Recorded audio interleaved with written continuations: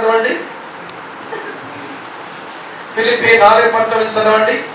కాగా దేవుడు తన ఐశ్వర్యము చొప్పున క్రీస్తు యేసునందు ప్రతి అవసరమును తీర్చును. తన మహిమలో మన యొక్క ప్రతి అవసరమును తీర్చును. ఆగండి ఇక్కడ. అది వాగ్దానమా కాదా చెప్పండి. యేసు క్రీస్తునందు దేవుడు తన మహిమైశ్వర్యంలో మన ప్రతి అవసరము తీర్చును. అది వాగ్దానం. దేవుడు వాగ్దానం చేశాడు, మీ ప్రతి అవసరము తీరుస్తాను అని. వింటున్నారా మీరంతా? ఒక అవసరం పడింది మన కుటుంబ జీవితంలో, మన వ్యక్తిగత జీవితంలో. ఏం చేద్దాం మరి ఇప్పుడు? అంతే.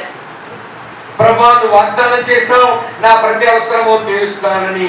ఎట్లా తీరుస్తావో ఏమో తెలియదు, కానీ నువ్వు చేస్తావని చెప్పి వేచి ఉండాలి. అంతే గాని అవసరం తీర్చుకోవడానికి ఎవరి ముందో చేతులు కట్టుకుని ఎవరి ముందో దేహి అనుకుంటూ ఉండడం కాదు. అది విశ్వాసం కాదు. విశ్వాసం వల్ల బలమందరం ఎట్లుంటుందనంటే, దేవా నువ్వు చేస్తానన్నావు, నువ్వు వాగ్దానం చేసావు, నిలబెట్టుకునే దేవుడు. హెబ్రీ 10:23 ప్రకారం వాగ్దానం చేసిన దేవుడు నమ్మదగిన వాడు కనుక నీవే ఎదురు చూస్తున్నానని చెప్పడం మనకి రావాలి. నేను ఎవరో వాట్సాప్ లో జరిగిన స్టోరీయే, కానీ దాన్ని పిక్చరైజ్ చేసి వాట్సాప్ లో పెట్టారు. సుమారు ఒక 4-5 సంవత్సరాల కింద చూశాను. అది చెప్తాను మీకు. ఒక దేశంలో యుద్ధం జరుగుతుందట. యుద్ధం జరుగుతుంటే ఏమంటే అమ్మమ్మ మాముంది, ఎవరు లేరా ఇంట్లో, పిల్లగాడు ఉన్నాడు. అమ్మ వింటున్నారా? ఇంట్లో సరుకులన్నీ నిండుకున్నాయి, తినడానికి ఏమీ లేదు. లేకపోయేసరికి పిల్లాడు ఏడుస్తున్నాడట. గ్రాండ్మా తినడానికి ఏమీ లేదు, ఆకలేస్తుంది గ్రాండ్మా, నాకు ఆకలేస్తుంది గ్రాండ్మా అంటే పాపం ముసలిదానికి ఏడుపు వస్తుంది. అయ్యో బిడ్డకి నేను ఏమీ పెట్టలేదు అని అయిపోయాను, బయటికి వెళ్ళి తెచ్చుకుందామంటే వారు జరుగుతుంది, పోలేము, చచ్చిపోతాము. సరుకులో ఇంట్లో నిండుకున్నాయి, వీడి చేసి పెట్టడానికి ఏమి లేదని ఏడుస్తా సరే ఒక కథ చెప్తారు వింటరా అని చెప్పి ఏలియా కథ చెప్పిందట. ఎవరు చెప్పండి? ఏలియా కథ చెప్పిందట. ఏంటి ఏలియా కథ? ఏలియా కేరీతి వాళ్ళ దగ్గర ఉన్నప్పుడు ఏలియా కాకలైతే కాకులతో భోజనం దేవుడు పంపించాడు. నాన్న మన ఇంట్లో ఏమీ లేదు, దేవుడు ఏదో చేస్తాడులే, కాకులతో భోజనం పంపిస్తాడు, ప్రార్థన చేసుకో, దేవుడు అవసరం తీరుస్తాడని చెప్పి ఏదో బుజ్జగించింది, కానీ మనసు నిప్పెడుతుంది ముసలిదానికి. పాప ఏదో లోపల బలు చక్క పెట్టుకుంటే పిల్లాడేమో యుద్ధం జరుగుతుంది, కిటికీ తలుపు తీయకూడదు, అన్ని తలుపులు వేసేసుకోమని చెప్పారు. వీడి విశ్వాసం ఏంటంటే, ఇప్పుడే కదా గ్రాండ్మా చెప్పింది కాకులతో దేవుడు పంపిస్తాడని, తలుపేసి ఉంటే వచ్చింది నాకు వెళ్ళిపోతాడు. తలుపేసుకుంటే వచ్చింది కాక వెళ్ళిపోతా, తలుపు తీసాడట. తలుపు తీయగానే సోల్జర్ ఎవరో చూసి గబగబా వచ్చాడట. వచ్చి ఎందుకు తలుపు తీసామనంటే, మా గ్రాండ్మా కథ చెప్పింది, కాకొచ్చి నాకు భోజనం తెస్తుందట, మళ్ళీ తలుపేసి ఉంటే కాకు వెళ్ళిపోతే ఆకలేస్తుంది, భోజనం లేదు మా ఇంట్లో, అందుకే తలుపు తీసారు అంటే, తలుపేసేసే కాకొస్తే నేను చెప్తానులే అని అతను తలుపేయించాడు. యుద్ధం జరుగుతుందని తలుపేయించి మొత్తం తినడానికి సరిపోయే వారానికి సరిపడా సరుకులు తీసుకుని వచ్చి మళ్ళీ తలుపు కొట్టాడంట. తలుపు కొట్టగానే పిల్లాడు తలుపు తీశాడు. ఏంటి సార్ మీరు వచ్చారంటే, ఆ కాకి నేనే, తీసుకుని లోపల పెట్టుకున్నాడు. ఎవరా కాకి? నేనే. ఆ పిల్లాడు విశ్వాసం అతని మనసు కలిగించింది. యుద్ధంలో ఉన్న సోల్జర్ కూడా బయటికి దుకాణానికి పోయి సరుకులన్నీ కొన్ని తెచ్చిచ్చి, ఆ కాకి ఎవరో కాదు నేనేనా బాబు తీసుకెళ్ళన్నాడంట. అంటే నాకు ఆ చిన్న పిల్లాడు విశ్వాసం లాంటి విశ్వాసం మనకి ఎప్పుడు వస్తుందండి?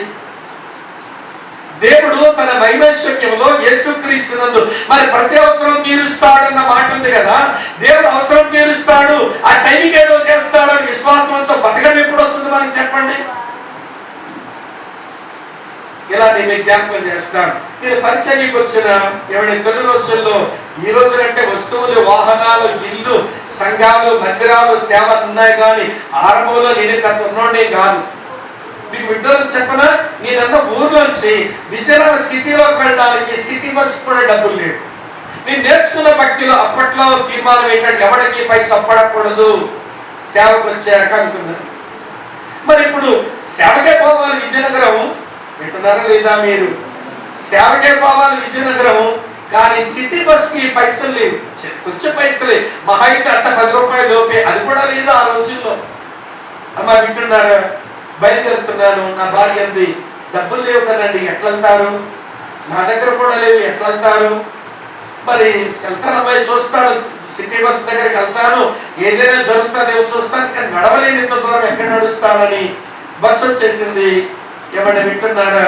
ప్రభా నువ్వే చెప్పా ఫిలిప్పీ 4:19 వింటున్నారా లేదా? నా ప్రతి అవసరం తీరుస్తానన్నావు, ఇప్పుడు నాకు సిటీ బస్ కి టికెట్ కావాలి, నా దగ్గర డబ్బులు లేవు. వాళ్ళు అడిగితే డబ్బులు లేవు ఒక మాట చెప్తాను, నీ సేవకుడుగా డబ్బులు లేకుండా ఇక్కడ చూడండి, యేసుప్రభు సేవకుడు అన్న అవమానం వస్తుంది, నీకు అవమానం కనుక నీకు అవమానం రానివద్దు, నన్ను బస్సులో అవమానపరచొద్దు. దేవా నువ్వేదో చేయాలనుకుంటున్నా. టికెట్ కొట్టి వాడి దగ్గరికి వచ్చేస్తుంటే ఎవడి గుండె చల్లగా అవుతా ఉంది. అంటే డబ్బులు అడిగేస్తానేమో, టికెట్ డబ్బులు భయం వేస్తా ఉంది. వాడి దగ్గరికి వచ్చాడు, ఏం చెప్తావు ఇలా అనుకున్నాను. లేవండి, ఇంకోసారి ఎక్కినప్పుడు ఇస్తానని ఎలాగైనా చెప్పుకుందామని ఇలా చెప్పడానికి మొదలు పెడితే, సార్ మీ టికెట్ వెనకాల తీసేసాడు సార్, మీరేం ఇవ్వక్కర్లేదు అన్నాడు. పెద్ద ఇవ్వడం మన దగ్గర ఏముందంట, మన దగ్గర ఏమి లేదు ఇవ్వటం అంటాడు. మీ డబ్బులు ఇచ్చేసాడు సార్, మీ టికెట్ తీసేసుకోండి సార్, మీ టికెట్ అని ఇచ్చేసాడు నా చేతి. ఎందుకంటే ఆయన కంటే నాకంటే ముందు ఆయన దిగిపోతాడు కనుక చివరి వరకు నేను వస్తాను కాబట్టి ఆ టికెట్ నాకు ఇచ్చామన్నాడట. ఆ చివరున్న ఆయన అబ్బా వింటున్నారా ఈ మాట? నా కళ్ళలోంచి నీళ్లు తిరుగుతా ఉన్నాయి సీట్లో కూర్చున్నప్పుడు. దేవా వాగ్దానం చేసిన వాడు ఎంత నమ్మదగిన వాడు. నీ పిల్లల యొక్క అవసరాలు ఎరిగి ఆ సమయానికి ఇచ్చే విశ్వాసంతో బలముంది బతకడం మాకు రావట్లా. మీకు దేవరాజు అని ఒక అన్నయ్య ఉంటారు, తమ్ముడు దర్శకుగా తెలుస్తుంది, పాటలు పాడే దేవరాజు అన్నయ్య. ఏమంటే మమ్మల్ని ప్రభువులో నడిపించిన పెద్ద ఆయన. ఏమంటే వింటున్నారా? ఆయన నేను కాకినాడ ఏదంటే తెలియాలి, ప్రాక్టికల్ విషయాలు మీకు ప్రోత్సాహకరంగా ఉంటుంది. ఒకసారి కాకినాడలో సేవకుల కూడుకులు ఇద్దరు ఉన్నాం. దేవరాజు అన్నయ్యతో కలిసి సేవలో ఉండడం ఎంత సంతోషం ఉంటుందో, ఎందుకంటే చాలా విషయాలు నేర్పించేస్తాడు, చాలా ముసలాయన కదా. ఏమంటే ఆయనతో సేవలో ఉండడం సంతోషం. సేవలో ఉండడం సంతోషమే కానీ ఆయనతో గదిలో పడుకోవడమే పెద్ద కష్టం. ఎందుకనంటే మనకంటే ముందు ఆయన పడుకున్నాడంటే ఒక డాక్టర్ అవలేనట్టుంటుంది, ఇక నిద్రపోలేము. అందుకని ఆయన ఎప్పుడు మినిస్ట్రీ ఇద్దరు కలిసి వెళ్ళినా, తమ్ముడా స్వామి పడుకో అంటాడు. పర్లేదని అంటే నేను పడుకోలేవు తమ్ముడా పడుకో. మరి ఆయనకు అలవాటు, కలవారి 3 గ్లాసులు ఎప్పుడు పడుకున్నారు, లేచి క్వైట్ టైం చేసుకుని ఫ్లూట్ వేసుకుని పాటలు ట్యూన్ కడతా ఉంటాడు. అలా వింటున్నారా? మంచి ఆత్మీయుడు అన్న. సరే ఒకరోజు నేనే కొంచెం పడుకున్నాను, ఉదయం 3 అయ్యేసరికి లేచిపోయాడు. అతని యొక్క చిన్న ల్యాప్టాప్ ఉండేది, అందులో వాక్యం చదువుకున్నాక ప్రార్థన చేసుకున్నాడు. నేను కూడా లేచి ప్రార్థన చేసుకున్నాక, తమ్ముడా నీకు ఒక వాట్సాప్ ఈమెయిల్ ఒక మెసేజ్ పంపి చదువుకో అన్నాడు. చదివాక నాతో మాట్లాడన్నాడు.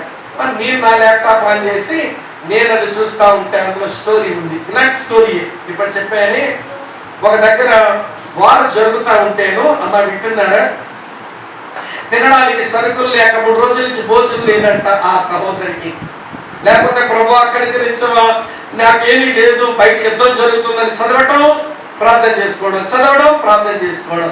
స్వరం వినబడుతుందంట 3 రోజుల తర్వాత. నువ్వు 3 రోజులకి సరుకులు అడిగావు, నీకు 3 నెలలకు ఇస్తాను, 3 నెలలకు ఎన్ని సరుకులు కావాలో మొత్తం రాసుకో అన్నాడట దేవుడు. మొత్తం రాసిన సరుకులన్నీ కూడా విశ్వాసంతో, ప్రభా నువ్వే నాతో మాట్లాడుతున్న మాట నిజమైతే బయట యుద్ధం జరుగుతుంది, సడలింపు రావాలిగా, మరి పోయి సరుకులు కొనుక్కోవాలంటే అని మరి ప్రార్థన చేసిందట. రెడ్ క్రాస్ వాళ్ళు బయటకు వచ్చి అనౌన్స్ చేస్తున్నారు, ఇన్ని గంటల నుంచి రేపు ఇన్ని గంటల వరకు వారు నడవదు, మీకు కావాల్సిన సరుకులు బయటికి వెళ్ళి కొనుక్కోవచ్చు అన్న అనౌన్స్మెంట్ రెడ్ క్రాస్ వాడు చేయగానే, ఆహా దేవుడు చెప్పింది నిజమే కావచ్చు అని సంతోషం అనిపించి ఉదయాన్నే స్లిప్ పట్టుకుంది, డబ్బులు లేవు. దేవా సరుకులు అంటే రాసుకోమన్నా, డబ్బులు లేవుగా ఏం చేయను, మళ్ళీ ప్రార్థన చేస్తుందట. ఇప్పుడు షాపింగ్ మాల్ స్వరం వినబడుతుందంట మీకు. షాపింగ్ మాల్ పేరు వినబడితే షాపింగ్ మాల్కి వెళ్ళింది, మొత్తం సరుకులన్నీ పోగేసుకోమని నడిపిస్తే మొత్తం పోగే ట్రాలీలు నింపేసిందంట. ఇన్నెలకి 3 నెలలకి మొత్తం బండంతా పట్టుకుంది, భయం వేస్తుంది, డబ్బులు లేవే ఎట్లా కట్టేది ఇప్పుడు కౌంటర్లో. ఇది ఆ విషయంలో జరిగింది, అంత విషయంలో జరుగుతుందని చెప్పరు కానీ విశ్వాసం వల్ల బలముంది బతకడం ఇంట్లో నేర్పించడం ఒకరు చెబుతున్నారు. సరే ట్రాలీని పట్టుకొచ్చిందట. ఆడవాడు కౌంటర్లో బిల్ వేసే పొరగాడు చూసి ఇన్ని సరుకులతో వస్తుంది, ఈ బిల్ అంతా ఇస్తే తినడానికి నా టైం అయిపోతుంది.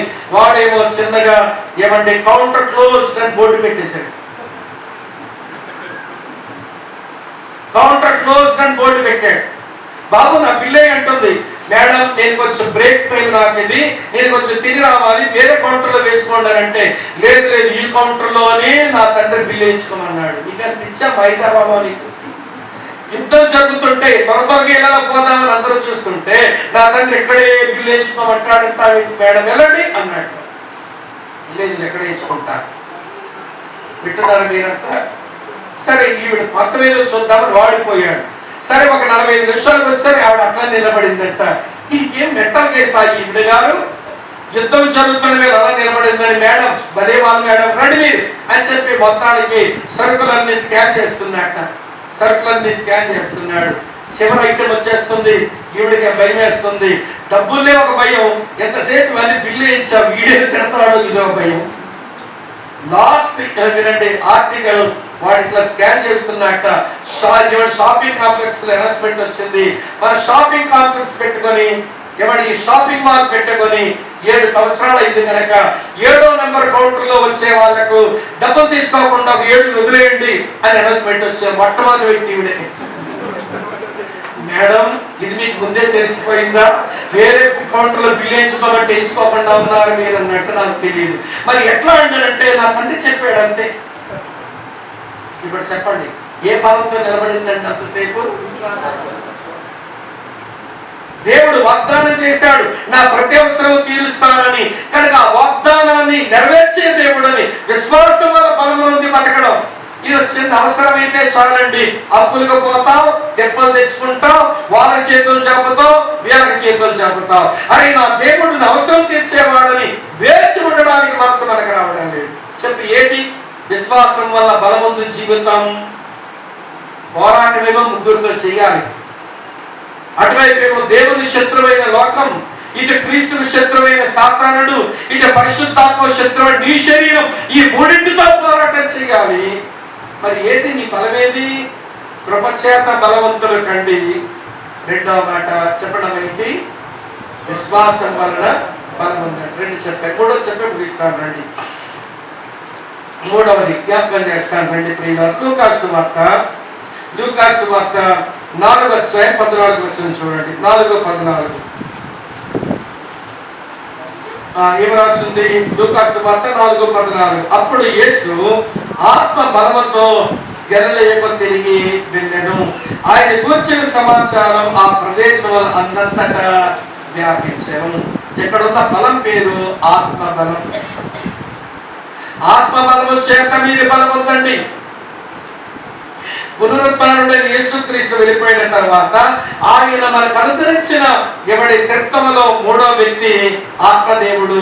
ఆయన మన బలపరచువాడు.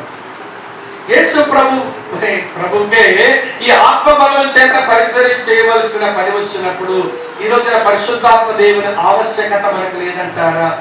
ఏ రోజునైతే విశ్వాసం ఉంచామో, ఏ రోజునైతే మారుమనసు పొందామో ఆ రోజునే లోపలికి వచ్చిన పరిశుద్ధాత్ముడు ఆయన బలముతో మనల్ని నడిపించనివ్వండి.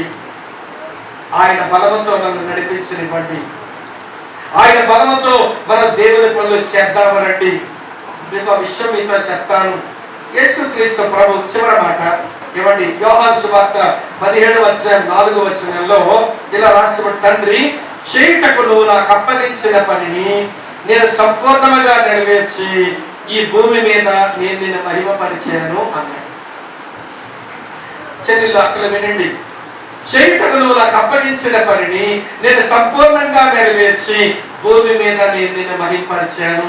నీ ఆత్మ బలము నాకు ఇచ్చావు, నేను చేయవలసిన పని సంపూర్ణ నెరవేర్చా, భూమి మీద నేను మహిమపరిచా. ఇక్కడ కూర్చున్న మనమంతా కూడా ప్రభువా నువ్వు నాకు ఇచ్చిన ఒకే ఒక్క జీవితం నేను సంపూర్ణంగా నేను ఉపయోగించుకొని భూమి మీద నేను మహిమపరిచేందుకు నీ ఆత్మ బలము చేత నన్ను నడిపించు. నీ ఆత్మ బలము చేత సామర్థ్యం నన్ను వాడుకో. వినండి ప్రియమైన మిత్రులారా, వినండి. ఆయన ఆత్మ బలము లేకుండా వెళ్ళేదానికి, ఆయన ఆత్మ బలము లేకుండా చేసేదానికి తొందరపడిన వాళ్ళ వృధా ప్రయాసే మిగిలింది. ఆయన ఆత్మ బలంతో చిన్న పని చేసిన వారు గొప్ప కార్యాలు వారు చేసి వారు ముగించారు. ఒక విషయం మీతో చెప్పనివ్వండి, ఒక విషయం చెప్పనివ్వండి. అపోస్తలుల కార్యం 8వ అధ్యాయం 29వ వచనం చూడండి. అపోస్తలుల కార్యం 8:29. 8:29. ఆ, ఫిలిప్పుతో ఆ. నీవు ఆ రథము దగ్గరికి పోయి చాలు. ప్రభు ఆత్మ ఫిలిప్పుతో రథం దగ్గరకు పోయి వాడి సువార్త చెప్పు అని పంపిస్తే ఫిలిప్పు ఇటువంటి ఆ గాజ ఎడారి గుండా పోతున్న ఆ నపుంసకుని కలిశాడు. నపుంసకుడు ఒక్కడే మారాడు మనకు కనబడినంత వరకు. కానీ ఆ నపుంసకుడు ఇవన్నీ వింటున్నారా, ఇవన్నీ ఇథియోపియా దేశం అంతరికి సువార్త చెప్పేవాడు అయ్యాడు. ఆత్మ నడిపింపు చేత వెళ్ళిన ఫిలిప్పు ఒక వ్యక్తిని సంపాదించాడు. ఆ వ్యక్తి వలన ఒక దేశం ప్రభు కొరకు దొరికింది. మీరు అపొస్తలుల గారి 16వ అధ్యాయంలో ఎవరి పౌలు అలాగనే సేనలు వారి ఆత్మ ఒకవైపు వెళ్దాం అనుకుంటే ఆటంకపరిచాడంట. మాసిదోని వైపు వెళ్ళడానికి నడిపించాడట. అట్లా వారు మాసిదోని వైపు రాగానే ఏం జరిగిందో తెలుసా? వినండి. ఫిలిప్పి పెట్ట సంఘం, ఊర్లో సంఘం, మాసిదోనియాలో సంఘం. వింటున్నారా లేదా మీరు? అమ్మా వింటున్నారా? అడతారు కొరింథులో సంఘం, అడతారు ఎఫెసులో పరిచర్య. అసలు ఐరోపా ఖండం అంతటి కూడా ఆత్మ బలమ చేత నడిపించబడిన వాళ్ళు గొప్ప కార్యాలే వారు చేశారు. కనుక వినండి అక్క, చెల్లి, తమ్ముడన్న, ఆత్మ బలముతో బ్రతకడం, ఆత్మ బలముతో జీవించడం అది అలవాటు అయితే శత్రువుని జయిస్తాము. మన వల్ల నెరవేర్పుకు రావాల్సిన ఎవరి దేవుని సంకల్పం నెరవేర్పుకు వచ్చే తీరుతుంది. 3 బలాలు అవసరమైనవి అలవర్చుకొని ఇవి అనుభవించడానికి ప్రయత్నించండి. కృప చేత బలవంతులు కండి. చెప్పడం విశ్వాసం చేత బలవంతండి. 3వ ఆత్మ చేత బలవంతండి. యేసులో ఉన్న 7 బలాలు సంపాదించుకోండి. నేను అన్ని వివరించలేదు. యేసులో ఉన్న 7 బలాలు మీరు స్వాధీనపరచుకోండి. క్రీస్తు దేవుని శక్తియును దేవుని జ్ఞానమునై ఉన్నాడు. నీ శారీరక, నీ మానసిక, నీ ఆధ్యాత్మిక బలహీనతలకు చాలినంత బలము యేసయ్యలో ఉంది. యేసును మినహాయించి ఏ బలము లేదు. కనుక యేసులోకి వచ్చే బలమును సంపాదించుకో. కనుక యేసు ద్వారా అనుగ్రహించబడి ఆ కృప చేత, యేసునందు ఉంచిన విశ్వాసం చేత, యేసు ప్రభు ద్వారా అనుగ్రహించబడిన పరిశుద్ధాత్మ చేత బలముంది ఈ భూమి మీద బ్రతుకుదాం.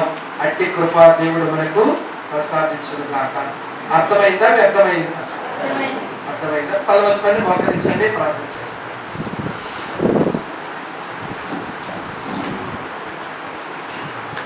మొదటగా మన బలహీనతను మనం గుర్తెరుగుదాం. నీ శారీరక బలహీనత గమనించు, నీ మానసిక బలహీనత కూడా మీరు గమనించండి, మీ ఆధ్యాత్మిక బలహీనత కూడా గమనించండి.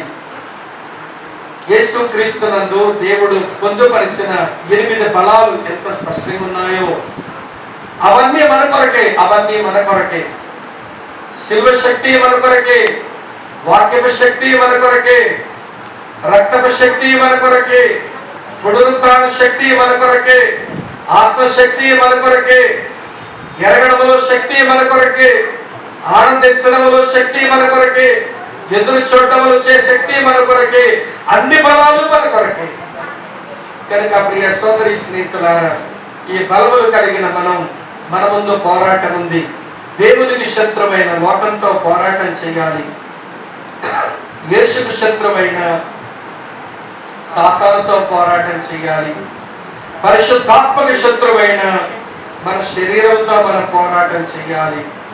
మనం జయించాలి. మన ప్రభు అయిన యేసుక్రీస్తు మూలముగా మనకు జయము అనుగ్రహించుచున్న దేవునికి స్తోత్రం కలగాలి. నువ్వు జయ జీవితం అనుభవించాలి. అందుకొరకు లేఖనాల వెలుగు ప్రకారం కృప చేత బలవంతుడవు, విశ్వాసము చేత బలముందు, ఆత్మ బలము సంపాదించుకొని నువ్వు బలము చెందాలని, బలమొందాలని, ఆ బలమును ఉపయోగించుకోవాలని దేవుని వాక్యం నీతో మాట్లాడగా నీ బలహీనతల ముందు ఒప్పుకోవడానికి ఇష్టపడతావా? యేసులో ఉన్న బలములు గుర్తించడానికి ఇష్టపడతావా? నీ ముందున పోరాటాన్ని గుర్తించడానికి ఇష్టపడతావా? వేటి వలన నేటి దినాలలో మన బలవంతులం అవసరమో అర్థం చేసుకుని ఆయన కృప చేత బలవంతులం అవుదాం. నిరీక్షణ తక్కువ కాదు, సహనం తక్కువ కాదు, నమ్మిక తక్కువ కాదు, చివరికి కృప మనకు తక్కువ కాదు. విశ్వాసం వల్ల బలమొందుదాం. అవసరాలన్నీ తీరుతాయి. అలాంటి ఎన్నో వాగ్దానాలు ఉన్నాయి. అవి నెరవేరుస్తాడని విశ్వాసంతో బలమంది బ్రతుకుదాం.